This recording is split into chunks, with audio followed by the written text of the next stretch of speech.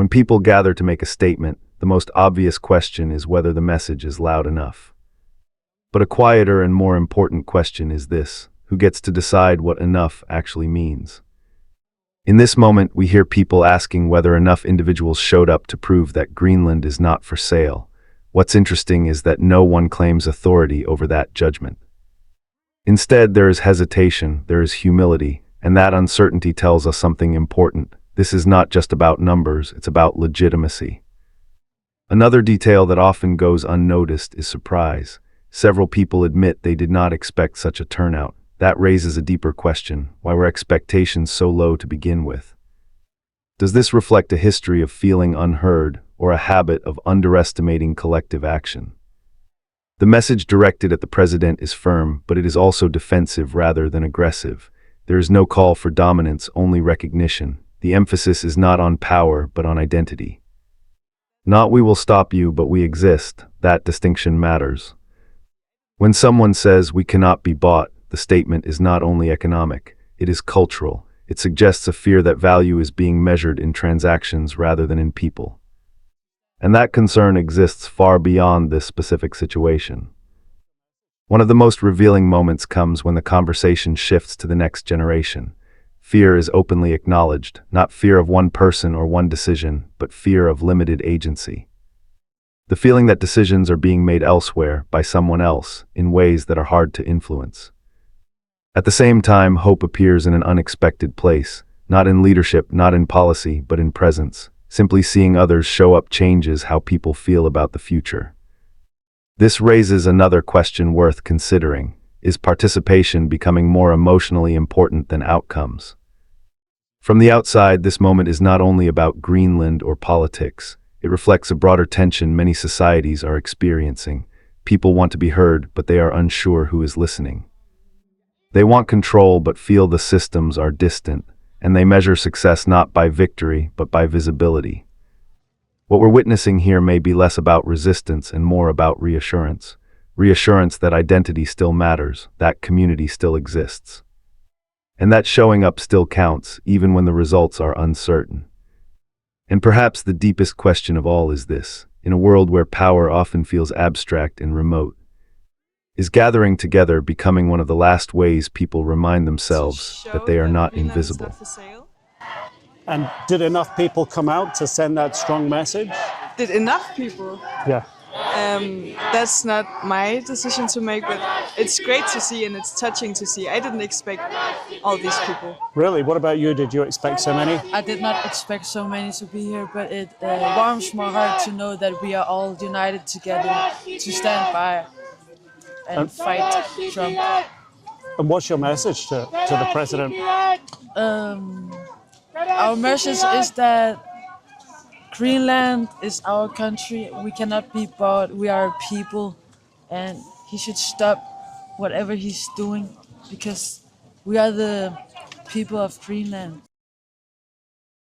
What does that mean to be the next generation and face this? Right now, I think as a generation, we're kind of scared for the future because it feels like we don't have enough power to make our own decisions fully. But it makes me so happy to see all these young faces out here fighting for our country and sending this message to everyone else. Taken together, these voices reveal something broader than a single political dispute. They reflect a growing global pattern where people are less certain that institutions will protect them, but still believe in visibility, presence, and collective acknowledgement. Perhaps the most overlooked question is this: when people say "not for sale," are they rejecting a specific proposal, or are they pushing back against a worldview where everything is negotiable? Because beneath the chants and interviews lies a quieter tension between economic logic and human belonging, between strategic thinking and lived identity. And in that tension, these protests may be doing something very simple, yet very human. They are reminding the world and themselves that being seen, named, and recognized still matters, even when the future feels uncertain. What becomes noticeable when listening to multiple voices from the same protest is not just what is being said, but how the message changes as it repeats. In one moment, the message appears as reflection. In another, it becomes a chant. Greenland is not for sale shifts from a question about turnout to a repeated phrase spoken almost automatically. This repetition is important. It suggests the message is no longer being explained outward, but reinforced inward, as if saying it out loud is a way of making it feel real. Chants are often dismissed as simple slogans, but they serve a deeper function. They reduce complex political concerns into something emotionally manageable. When uncertainty is high, repetition offers stability. Another overlooked detail is the direct address to Americans. Rather than framing them as adversaries, the speaker separates identity from intention. There is an assumption, even a confidence, that ordinary Americans would agree. That raises an interesting question: who is the message really aimed at? If the speaker believes Americans already support Greenland's autonomy, then the concern may not be about public opinion at all.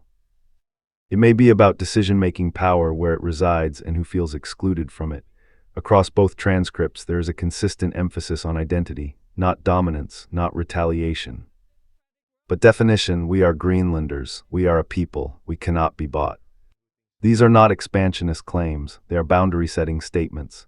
They suggest a fear not of invasion, but of erasure, of being reduced to a resource, a territory, or a strategic asset. When the younger generation speaks about fear, it is not framed as fear of one country or one leader. It is fear of limited agency. The feeling that choices affecting the future are being discussed elsewhere, by people far removed from daily life. Yet hope emerges in a subtle way, not through promises or outcomes, but through recognition. Seeing others show up becomes proof that concern is shared, even if solutions remain unclear. So Donald, we don't want to be Americans. We are Greenlanders, and we want to be in a democratic world, and we hope Americans, they will support us. I've never met an American who thinks anything other. Greenland should be free, and Greenland should be for the Greenlanders, not for the Americans. If you found this analysis helpful, you're welcome to subscribe.